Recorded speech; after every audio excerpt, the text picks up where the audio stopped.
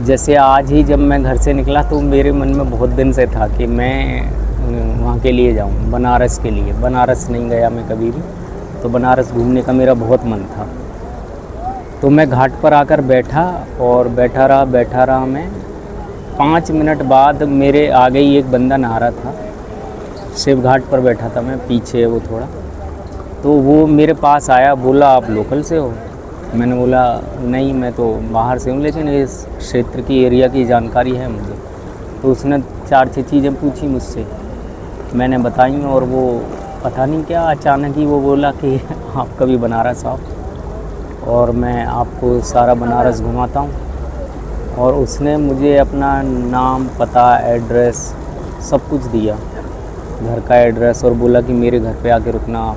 और बोला कि हमारे यहाँ पे बहुत ही सुंदर रामलीला होती है 25 सितंबर से, और आप आओ और मेरे यहाँ पे रहना और पूरा आपको बनारस घुमाऊँगा मैं। और मैं बहुत दिन से सोच रहा था, और आज सुबह सोच कर ही निकला था कि मुझे 1-2 दिन में, मतलब कब जाऊँ ये सोच रहा था मैं।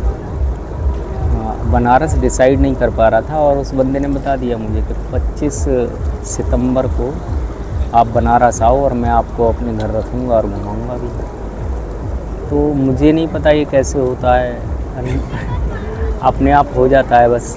मैं चाहता भी नहीं हूँ कभी कि ऐसा हो, लेकिन हो जाता है। जैसे मैं बाहर हूँ, रास्ते पे चल रहा हूँ, और शाम का खाना या सुबह का जब भी मेरे मन में आता है कुछ कि आज घर पे ये बनना चाहिए, और घर में पहुँचता हूँ तो वही चीज़ बनी हुई होती है। और मुझे सच में नहीं पता ये क्यों होता है, कैसे होता है, और ना ही मुझे कुछ पता, ना ही मैं इसके बारे में कुछ जानता हूँ। हाँ, मुझे याद आया कि कभी कभी मेरे गुरु करते थे ये मेरे साथ, क्योंकि मैं तो साइंस का पढ़ा लिखा था। मैं तो ये सब चीज़ें मानता नहीं था, कुछ भी नहीं मानता था। तो 11th या 12th की बात है, मैं उनके घर पे गया। मैं रूम में बैठा था, वो बाहर चले गए। तो थोड़ी देर बाद मेरे मन में आया कि मुझे प्यास लगी है, प्यास मन में मतलब चल रहा था मेरे विचार कि पानी चाहिए मुझे। बस मैंने सोचा ही था इतना कि मुझे पानी चाहिए, और उधर से तुरंत आवाज़ आई। मेरे गुरुजी, जो मेरे दोस्त भी हैं, मित्र भी हैं, सबसे अच्छे, तो उन्होंने तुरंत बोला कि कपिल पानी ला रहा हूँ, अभी ठंडा पानी निकाल रहा हूँ नल से। 2001 या 2 की बात है, तब फ्रिज नहीं होते थे, बहुत कम थे, लाइट भी बहुत कम आती थी गाँव में। फिर उसके बाद मैं चौंक गया एकदम से। मैंने सोचा कि एक बार और आजमाता हूँ इनको।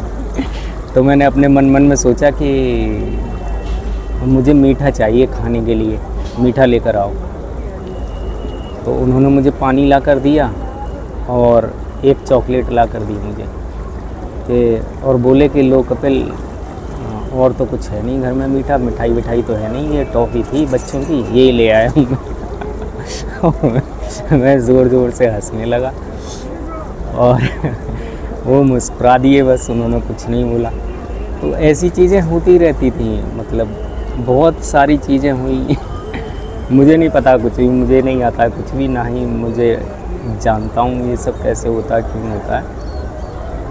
तो गुरु इसलिए करते हैं ये सब चीज़ें कि आपकी जिज्ञासा बढ़े इन चीज़ों के प्रति, और आपका मन करे इन चीज़ों को जानने के लिए। मैं तो जानता नहीं था, मानता नहीं था।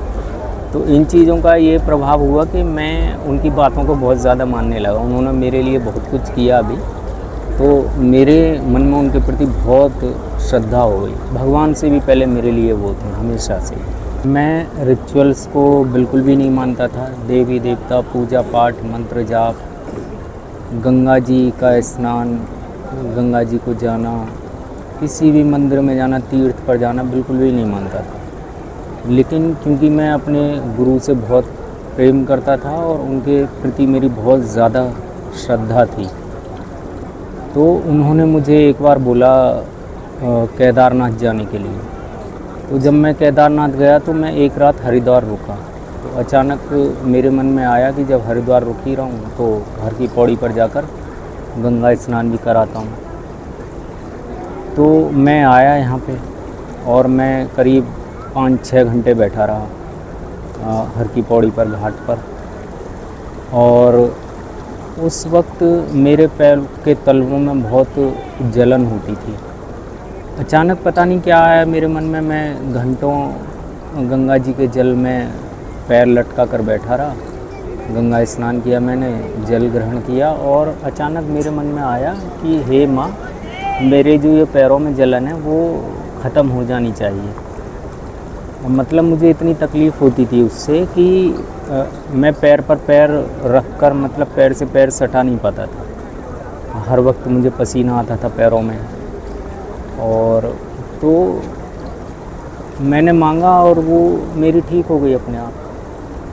हालांकि मैं कभी कुछ मांगता नहीं हूँ ऐसे धार्मिक स्थलों पर जाकर, लेकिन मन में आता है तो फिर मैं मांग भी लेता हूँ कभी कभी।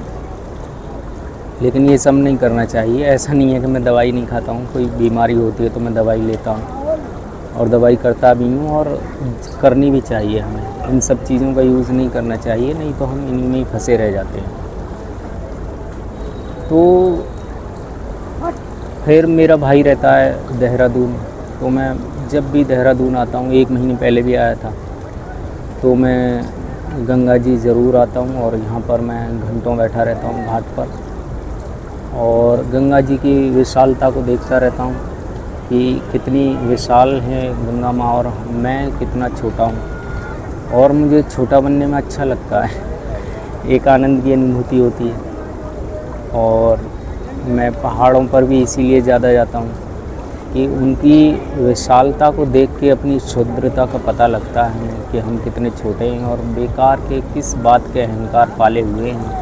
और एक बात मुझे बोलनी थी जो मैं वहाँ पर कहनी भूल गया कि आज तक मैंने गंगा जल में कोई भी फूल, माला, पत्ती, मिठाई कुछ भी नहीं चढ़ाया है। गंगा जल में तो कुछ भी नहीं फेंका, आज तक मैंने कभी नहीं फेंका है। भगवान अस्तित्व जो भी बोलो आप, उसको किसी भी फूल, माला या पत्ती से खुश थोड़ी कर सकते हो। किसी मिठाई का भूखा थोड़ी हो, वो भाव का भूखा है, श्रद्धा का भूखा है।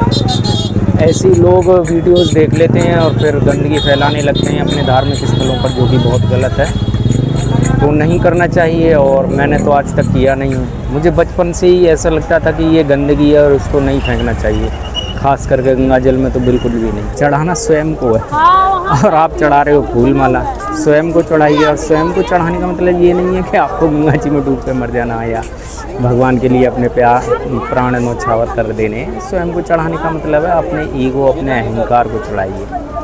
देखिए यहाँ आकर के आप कितने छोटे हो और ईश्वर, अस्तित्व या माँ गंगा कितनी बड़ी है, कितनी विशाल है। तो गंगा माँ के तट पर आकर मुझे बहुत शीतलता अनुभव होती है। मैं जब भी आता हूँ तो यहाँ ज़रूर आता हूँ और घंटों बैठा रहता हूँ।